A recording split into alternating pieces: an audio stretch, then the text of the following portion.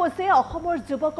যুৱকৰ বহিৰাজ্যত মৃত্যু হৈছে তাৰ পাছতে এই খবৰ লাভ কৰিছে পৰিয়ালৰ লোকে এই খবৰ লাভ কৰাৰ পাছতে এতিয়া মৃতদেহ ঘূৰাই আনিবলৈ অৰ্থাৎ মৃতদেহ আনিবলৈ ব্যৰ্থ হৈছে পৰিয়ালটিয়ে আৰ্থিক দৈন্যতাৰ বাবে এতিয়া পৰিয়ালটোৰ মাজত হাহাকাৰ লাগিছে আৰু উল্লেখ কৰিব লাগিব যে বুধবাৰৰ দিনটোত এটা ৰেল লাইনৰ সমীপত এজন যুৱকৰ মৃতদেহ উদ্ধাৰ হৈছিল আৰু তাৰ পাছতে এতিয়া পৰিয়ালটোৰ মাজত হাহাকাৰ লাগিছে আৰু উল্লেখ কৰিব লাগিব যে বহিৰাজ্যত কৰ্মৰত আছিল সেই যুৱকজন আৰু সম্প্ৰতি যুৱকজনৰ মৃত্যু হৈছে আৰু এটা ৰেল লাইনৰ সমীপত সেই যুৱকজনৰ মৃতদেহ উদ্ধাৰ হৈছে জিতুল গগৈ নামৰ সেই যুৱকজনৰ মৃতদেহ উদ্ধাৰ হৈছে আৰু সেই মৃতদেহ উদ্ধাৰ হোৱা আৰক্ষীয়ে মৃতদেহ উদ্ধাৰ কৰিছে আৰু লগতে আৰক্ষীয়ে মৃতদেহ উদ্ধাৰ কৰি পৰিয়ালক অৱগত কৰিছে তাৰ পাছতে পৰিয়ালটোৰ মাজত হাহাকাৰ লাগিছে আৰ্থিক অভাৱ যেটো আৰ্থিক অভাৱ তাৰ বাবে ইতিমধ্যে পৰিয়ালটোৰ মাজত হাহাকাৰ লাগিছে আৰু বহিৰাজ্যৰ পৰা মৃতদেহ ঘৰলৈ আনিবলৈ হাহাকাৰ লাগিছে সেই পৰিয়ালটোৰ মাজত মৃতদেহ আৰু লগতে প্ৰায় 5 বছৰ ধৰি চেন্নাইৰ এটা কোম্পানীত কাম কৰি আছিল সেই যুৱকজনে অৰ্থাৎ জিতুল গগৈ মৰাণৰ খোৱাং ৰামচালি নেপালী গাঁৱৰ জিতুল গগৈয়ে 5 বছৰ ধৰি চেন্নাইৰ এটা কোম্পানীত কাম কৰি আছিল বুলিও জানিব পৰা গৈছে কিন্তু বুধবাৰে আবেলি হঠাতে কেৰেলাৰ আলুঘাট ৰেল লাইনৰ সমীপতে জিতুল গগৈ নামৰ সেই যুৱকজনৰ মৃতদেহ উদ্ধাৰ হৈছে আৰু আৰক্ষীয়ে সেই মৃতদেহ উদ্ধাৰ কৰিছে তাৰ পাছতে পৰিয়ালক খবৰ দিছে আৰু এতিয়া পৰিয়ালৰ মাজত হাহাকাৰ লাগিছে কিয়নো পৰিয়ালৰ হাতত নাই সাঁচতীয়া ধন নাই আৰু লগতে এই ধনৰ অভাৱৰ বাবে এতিয়া হাহাকাৰ লাগিছে পৰিয়ালটোৰ মাজত আৰু ইতিমধ্যে বিভিন্নজনক যোগাযোগো কৰিছে বিভিন্নজনৰ পৰা পৰিয়ালৰ লোকে বিভিন্নজনৰ সৈতে যোগাযোগ কৰিছে যদিও সুফল লাভ কৰা নাই বুলি জানিব পৰা গৈছে কিন্তু এইদৰে এতিয়া পৰিয়ালটি উপায়হীন হৈ পৰা পৰিলক্ষিত হৈছে আৰু উল্লেখ কৰিব লাগিব যে জিতুল গগৈৰ পিতৃও চেন্নাইৰ এটা কোম্পানীতে কৰ্মৰত আছিল আৰু সম্প্ৰতি সেই জিতুল গগৈ নামৰ যুৱকজনৰ মৃত্যু হৈছে যাৰ বাবে এতিয়া পৰিয়ালটোৰ মাজত হাহাকাৰ লাগিছে আৰু লগতে সেই আত্মীয়ৰ বা পৰিয়ালৰ লোকৰ ধনৰ অভাৱ আৰু ইতিমধ্যে বিভিন্নজনৰ ওচৰত সহায়ো বিচাৰিছে কিন্তু কোনো ধৰণৰ সুফল লাভ কৰা নাই বাবেই মুখ্যমন্ত্ৰী ডক্টৰ হিমন্ত বিশ্ব শৰ্মা আৰু লগতে স্থানীয় বিধায়ক চক্ৰধৰ গগৈক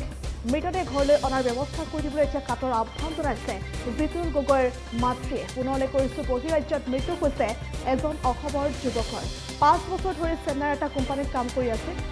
মৰাণৰ খোৱাং ৰামচালি নেপালী গাঁৱৰ জিতুল গগৈ 5 বছৰ ধৰি চেন্নাইৰ এটা কোম্পানীত কাম কৰি আছিল আৰু সম্প্ৰতি সেই যুৱকজনৰ মৃত্যু হৈছে আৰু আৰক্ষীয়ে যুৱকজনৰ মৃতদেহ উদ্ধাৰ কৰি খবৰ দিছে কিন্তু ধনৰ অভাৱত সেই মৃতদেহ ঘৰলৈ আনিব পৰা নাই আত্মীয় যাৰ বাবে পৰিয়ালৰ মাজত এতিয়া হাহাকাৰ লাগিছে বিভিন্নজনৰ ওচৰত সহায়ৰ হাত বিচাৰিছে কিন্তু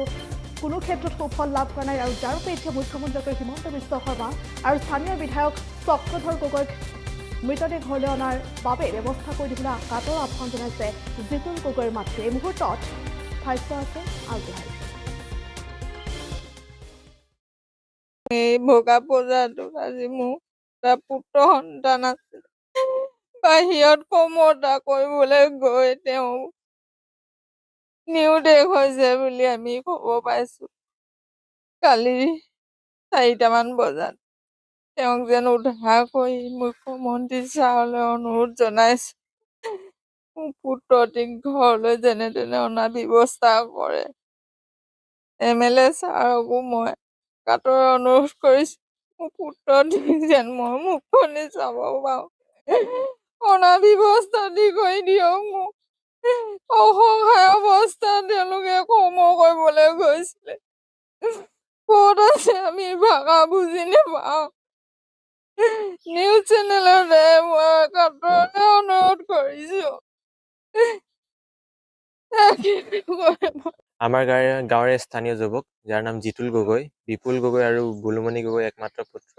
তেওঁ যোৱা 5 বছৰ ধৰি চেন্নাইত এপ'লো টায়াৰ কোম্পানীত কৰ্মৰত হৈ আছিলে আৰু আমি কালি খবৰ পাইছোঁ প্ৰায় 4টামান বজাত যে তেওঁ কেৰেলাৰ আলুৰা নামৰ এখন ঠাইত তেওঁৰ ট্ৰেইনালীৰ কাষতে তেওঁৰ মৃতদেহ উদ্ধাৰ হৈছে আৰু তাৰ আলুৰা পুলিচে আমাক জানিব দিছে যে আমি যি আইডেণ্টিটি প্ৰুফ আধাৰ কাৰ্ড যেতিয়া মেটচ কৰিছোঁ তেওঁ সম্পূৰ্ণ মিল খাইছে কিন্তু এতিয়ালৈকে আমি তেওঁৰ মৃতদেহটো দেখিবলৈ পোৱা নাই আৰু মৃতদেহটো আমি সমগ্ৰ গাঁৱৰ ৰাইজে আমি গাঁৱত তেওঁক বিচাৰিছোঁ যাবলৈ আৰু শেষবাৰৰ কাৰণে যাতে মাকে আৰু দেউতাকে তেওঁৰ মুখখন চাবলৈ পায় সেইকাৰণে আমি মৃতদেহটো আনি দিয়াৰ ব্যৱস্থা আমি অসম চৰকাৰৰ মাননীয় মুখ্যমন্ত্ৰী ডক্টৰ হিমন্ত বিশ্ব শৰ্মা ডাঙৰীয়াৰ লগতে আমাৰ স্থানীয় বিধায়ক শ্ৰীযুত চক্ৰধৰ গগৈ ডাঙৰীয়াক অনুৰোধ জনাইছোঁ যাতে এই দৰিদ্ৰ পৰিয়ালটিয়ে তেওঁৰ একমাত্ৰ সন্তানটিৰ মৃতদেহ ঘৰত চাবলৈ পাইছে। অসুবিধা আপোনালোকে দেখিব পাইছে, আৰ্থিকভাৱে ইমান সবল নহয় পৰিয়ালটি। সেইকাৰণে যদি চৰকাৰে এই দিশত সহায় সহযোগিতা আগবঢ়াব পাৰে বহুখিনি সহায় হ'ব এই দৰিদ্ৰ পৰিয়ালটি। এই ভোগা যিকোনো খবৰৰ বাবে যোগাযোগ কৰক 7099017330 লগতে 7099017110 নম্বৰত।